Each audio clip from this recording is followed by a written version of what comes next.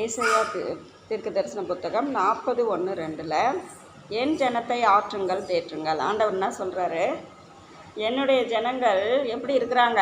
சோர்விலையும் கஷ்டத்துலேயும் வேதனையிலும் கண்ணீரிலும் வாழ்ந்து கொண்டிருக்கிறாங்க.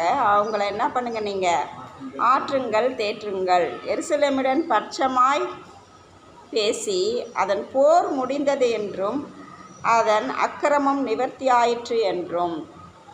எருசலேமோட பேசணுமா? என்ன பேசணும்? ஜனங்களோட உங்களுக்கு நடக்கிற போர் பிரச்சனை போராட்டம்லாம் என்ன பண்ணிடுச்சு? முடிஞ்சு போச்சு. அதனால் நீங்கள் என்ன பண்ண தேவையில்ல, எதையும் யோசிக்க தேவையில்ல. அதன் போர் முடிந்தது என்றும் அதன் அக்கிரமம் நிவர்த்தி ஆயிற்று என்றும். அந்த போர் நம்ம வாழ்க்கையில் நடந்த பிரச்சனை போராட்டம் அக்கிரமம் அநியாயம் எல்லாமே என்ன பண்ணுச்சான்? ஒரு முடிவுக்கு வந்துடுச்சு. என்ன வந்துடுச்சு? ஒரு முடிவுக்கு வந்தது அப்படின்னு சொல்லிட்டு ஆண்டவர் என்ன பண்ணுறாரு? இந்த வேலையில் சொல்கிறார். அப்போ ஒரு முடிவுக்கு வந்தது அப்படின்னு சொல்லிட்டு ஆண்டவர் என்ன பண்ணுறாரு? இந்த வேலையிலும் நமக்கு சொல்கிறார். முடிவுக்கு வந்தது. அது தன் சகல பாவங்களின் நிமித்தம் கர்த்தரின் கையில் ரெட்டிப்பாய் அடைந்து தீர்ந்தது என்றும். அது என்ன? எருசலேம் ஜனங்கள் செய்த பாவத்துக்கு பனிஷ்மெண்ட்டு ரெட்டிப்பாக என்ன பண்ணிருச்சான்? ஆண்டவர் கொடுத்துட்டாராம். இனிமேட்டு என்ன பண்ண தேவையில்ல, அந்த பாவத்துக்கான தண்டனையை ஜனங்கள் சுமக்க தேவையில்ல அப்படின்னு சொல்லிட்டு ஆண்டவர் என்ன பண்ணுறாரு?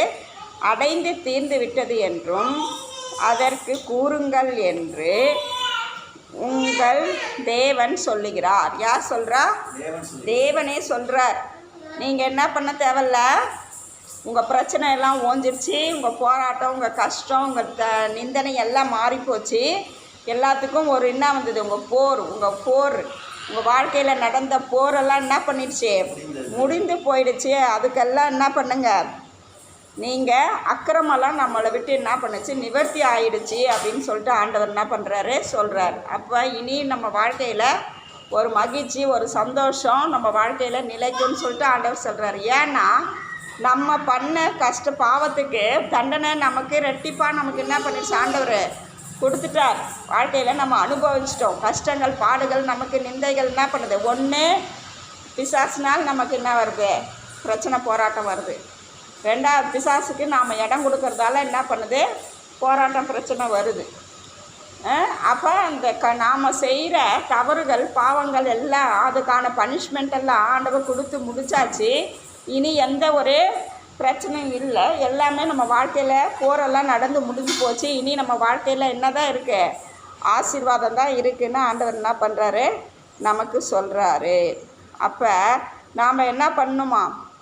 ஜனங்களை இனி நம்ம வாழ்க்கையில் எந்த பிரச்சனையும் போராட்டம் நடக்க போகிறதில்ல. இனி நடக்க போகிறதில்ல, நல்லதுக்கு தான் நடக்க போகுது அப்படின்னு சொல்லி ஜனங்களுக்கிட்ட சொல்லி நம்ம என்ன பண்ணோம்? அவங்கள ஆற்றணும், தேற்றணும். யார் எந்த கவலையோட வேதனையோடு கூட இருக்கிறாங்களோ, இனி நம்ம வாழ்க்கையில் என்ன நடக்க போகுது, இனி என்ன பிரச்சனை நடக்க போகுது, என்ன போராட்டம் நடக்க போகுது தெரியலையே, ஒன்று போனால் ஒன்று என்ன ஆகுது? பிரச்சனை வந்துக்கிட்டு தானே இருக்குது அப்படின்னு சொல்லி கலங்கிக்கிட்டு இருக்கிற ஜனங்களை பார்த்து தான் ஆண்டவர் சொல்கிறாரு இந்த காலை வேலை பொழுதில். என் ஜனங்களை ஆற்றுங்கள் தேற்றுங்கள். அவங்களுக்கு போர் நடந்து கொண்டு இருக்கிற இந்த போருக்கு என்ன வந்துடுது? முடிவு வந்துடுச்சு. அவங்க பண்ண தவறுக்கான பனிஷ்மெண்ட்டை கொடுத்து தீர்த்துட்டேன் நான். அந்த முடிஞ்சிருச்சு அந்த பிரச்சனையெல்லாம். இனி அவங்க வாழ்க்கையில் என்னதான் சந்தோஷமும் விடுதலையும் தான் வரும்னு சொல்லிட்டு ஆண்டவர் என்ன பண்ணுறாரு? சொல்கிறாரு. அப்போ நம்ம இவ்வளோ நாட்கள் பட்ட கஷ்டம், பாடு, வேதனை, துன்பத்துக்கெல்லாம் ஒரு பலன் தேவன் என்ன பண்ணுறாரு? கண்டிப்பாக வச்சிருக்கிறாரு. அது நமக்கு என்னது? ஒரு ஆறுதலான ஒரு வருஷமாக நமக்கு என்னது? வரப்போகிற வருஷம் ஆற்றுங்கள் தேற்றுங்கள். ஆறுதலான ஒரு வருஷம், தேர்தலான ஒரு வருஷமாக இந்த வருகிற வருஷம் நமக்கு என்ன பண்ண போகுது? வரப்போகுது. அப்போ இனி இந்த நாள் வரைக்கும் நம்ம பட்ட கஷ்டங்கள், வேதனைகள், துன்பங்கள் எல்லாமே நம்மளை விட்டு என்ன பண்ண போகுது? போக போகுது. இனி நம்ம எப்படி இருக்க போகிறோம்? நம்ம ஆண்டவருக்குள்ள நம்ம ஆண்டவர் செய்த நன்மைகளை சொல்லி நம்ம நன்றி பாடல் பாடி நம்ம என்ன பண்ண போகிறோம்? நம்ம இருக்க போகிறோம்னு சொல்லி ஆண்டவர் நமக்கு என்ன பண்ணுறாரு? இந்த காலை வேலை பொழுதில் சொல்கிறார். அப்போ எருசலேமுடன் பட்சமாய் பேசி அதன் போர் முடிந்தது என்றும் அதன் அக்கிரமம் நிவர்த்தி ஆயிற்று என்றும் அது தன் சகல பாவங்கள் நிமித்தம் கர்த்தரின் கையில் இரட்டிப்பாய் அடைந்து தீர்ந்தது என்றும் அதற்கு கூறுங்கள். யார் கூறணும்? எருசலேம் ஜனங்களை பார்த்து யார் கூறணும்? ஊழியக்காரர்கள் என்ன பண்ணணும்? கூறணும். அப்படி இல்லைன்னா நம்ம என்ன பண்ணலாம்? மற்ற விசுவாசிகளை பார்த்து நம்ம என்ன பண்ணலாம்? சொல்லலாம். என்னென்ன இது வரைக்கும் நீ பட்ட கஷ்டம் வேதனை எல்லாம் முடிஞ்சு போச்சு, இனி வாழ்க்கையில் என்னது உன் போர் முடிஞ்சு போச்சு, நீ செஞ்ச தவறுக்கான பனிஷ்மெண்ட்டு கிடச்சி போச்சு, இனிமேட்டு எந்த பனிஷ்மெண்ட்டும் நம்ம வாழ்க்கையில் இல்லை. இப்போ நமக்கு நான் இப்போ என் வாழ்க்கையில் எடுத்துங்களேன், என் கணவர் என்ன பண்ணுறாரு, எனக்கு என்ன பண்ணுறாரு, என் வாழ்க்கையில் ஒரு இதாவாக நிறுத்தி வச்சுருக்கிறார் ஆண்டவர். ஒரு முள் மாதிரி அவர் என்ன பண்ணியிருக்கிறார் ஆண்டவர். பவுல் வாழ்க்கையில் என்ன ஒரு முள் கொடுக்கப்பட்டது போல் கணவர் மூலமாக என்ன பண்ணுது, ஒரு முள் கொடுக்கப்படும் பொழுது தான் நமக்கு எதாவது பிரச்சனை வரும்பொழுது தான், பாடு வரும்பொழுது தான் ஆண்டவரை நம்ம நெருங்கி என்ன பண்ணுறோம், போகிறோம். இல்லைன்னா எல்லா ஆசீர்வாதமும் நமக்கு கிடச்சிருந்தா நம்ம ஆண்டவரை தேடி இருக்க மாட்டோம். அப்போ நமக்கு பிரச்சனை பாடு எதுக்கு ஆண்டவர் கொடுக்குறாரோ அவரோடு கூட இன்னும் அதிகமாக நம்ம நெருங்கிறதுக்கு தான், நம்ம சரியான வழியில் போகலான வழிகளை நம்ம செவப்படுத்துறதுக்கு தான் ஆண்டவர் நம்மளை என்ன பண்ணுறாரு, பாடு பிரச்சனையை கொடுக்குறாரு.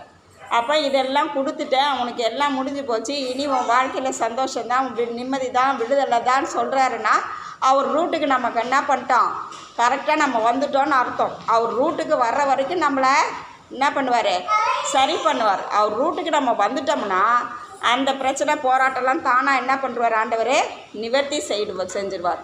அப்போ தேவனுடைய காரியத்தில் நம்ம சரியாக இல்லை, நம்ம அவர் ரூட்டில் சரியாக போகல, நம்ம மாம்சமாக நடக்கிறோம், நம்ம மாம்சக்கிரியில் இருக்கிறோம் அப்படின்னா நம்மளை சரியான ரூட்டுக்கு கொண்டு வராமல் தேவன் விடமாட்டார். சரியான ரூட்டுக்கு கொண்டு வர்றத வாழ்க்கையில் பிரச்சனையும் போராட்டமும் நமக்கு வருது. அது சரியான ரூட்டுக்கு கொண்டு வந்துட்டாருன்னா அந்த பிரச்சனை போராட்டத்தை அவரே என்ன பண்ணுருவார், எடுத்து போட்டுருவார். அதுதான் ஆண்டவர் சொல்கிறார், என் ஜனத்தை ஆற்றுங்கள் தேற்றுங்கள், எருசலேமுக்கு பட்சமாக என்ன பண்ண போகிறேன், நடந்த போரெல்லாம் நான் என்ன பண்ண போகிறேன், முடிவுக்கு கொண்டு வர போகிறேன்.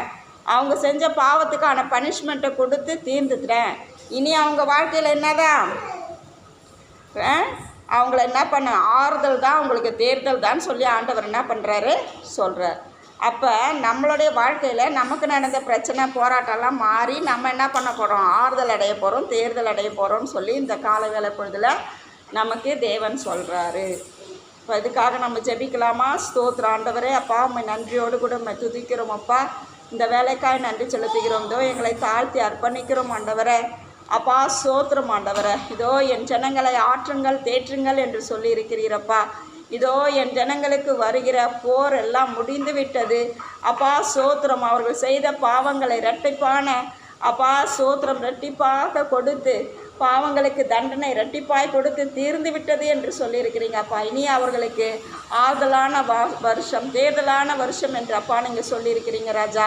அந்த வார்த்தையின்படியாக என் ஜனங்களை அப்பா நீங்கள் ஆற்ற போகிறீங்க, தேற்ற போகிறீங்க. அந்த கிருபைக்காய் நன்றி அப்பா.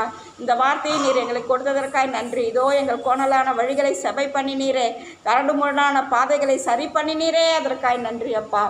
ஆண்டவரே ஸ்தோத்திரம் அப்பா. இனி உமக்கென்று நாங்கள் வைராக்கியமாய் வல்லமையாய் எழும்ப உம்முடைய சித்தத்தை செய்ய உமக்காய் ஓட எது எங்களுக்கு வாழ்க்கையில் தடையாக இருந்ததோ அந்த தடைகளெல்லாம் தகர்த்து போட்டு நீர் எங்களை ஆசீர்வதிக்கிறீர். அதற்காய் உமக்கு நன்றி செலுத்துகிறோம் அப்பா. இதோ என் ஜனங்களை ஆற்றுங்கள் தேற்றுங்கள் என்று சொன்ன வார்த்தையின் பிரகாரமாக எங்களை நீங்கள் ஆற்ற போகிறீங்க, தேற்ற போகிறீங்க அப்பா. அதற்காக நன்றி. நாங்கள் எதிலெல்லாம் கலை குனிந்து நின்னோமோ, எந்த காரியத்தெல்லாம் நாங்கள் வெட்கப்பட்டோமோ, எந்த காரியத்திலெல்லாம் அப்பா நாங்கள் குறைவாக இருந்தோமோ அந்த காரியங்களை எல்லாம் மாற்றி போட்டு தேவ ஆவியானவர் நீர் எங்களை ஆசீர்வதிக்கிறீங்க. அந்த கிருபைக்காய் உமக்கு நன்றி செலுத்துகிறோம் அப்பா. எல்லா துதிகன மகிமை அப்பா உமக்கு செலுத்துகிறோம். மீட்பரே சிமிழ்ந்த பங்கேலும் நல்ல பிதாவே, ஆமென்.